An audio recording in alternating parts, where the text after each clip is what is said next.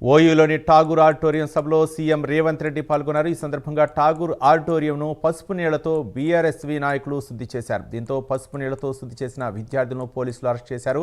CM Revanth రెడ్డిపై విద్యార్థులు ఆగ్రహం వ్యక్తం చేశారు.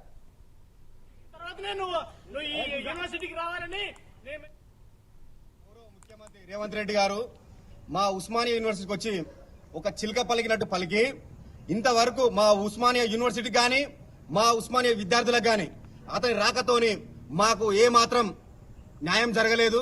మేము రేవంత్ రెడ్డికి ఒకటే హెచ్చరిస్తా ఉన్నాం. మేము నిన్న లైబ్రరీలో మా ఉద్యోగాల కోసమని మా ఉద్యోగాలు మాకు కావాలి, మా జాబ్ క్యాలెండర్ మాకు ఇవ్వండి, ఇక్కడ ఉన్న విద్యార్థులకు కానీ ఇక్కడ ఉన్న ఫీజు రియంబర్స్మెంట్ రావట్లేదు, ఎంతో మంది విద్యార్థులు నష్టపోతా ఉన్నారు, ఎంతో మంది విద్యార్థులు డ్రాప్ అవుట్ అవుతా ఉన్నారు. ఇక్కడ ఉస్మానియా యూనివర్సిటీలో దాదాపుగా టీచింగ్ పోస్టులు 1500 ఖాళీలు ఉన్నాయి, అలాగే నాన్ టీచింగ్ పోస్టులు 2300 పైగా ఖాళీ ఉన్నాయి. వీటి గురించి ఉస్మానియా యూనివర్సిటీకి రావాలని మేము కూడా కోరుకున్నాం. కానీ రేవంత్ రెడ్డి గారు ఇక్కడికి వచ్చి ఇక్కడ ఒక కాంగ్రెస్ సభ లెక్కన ఇక్కడ కార్యకర్తలు తప్ప ఏ ఒక్క విద్యార్థి నాయకుడు కూడా లేడు, ఏ ఒక్క విద్యార్థి కూడా ఇక్కడ లేకుండా ఇతను ఏదో 20,000 మంది విద్యార్థుల పోలీసు వ్యవస్థతో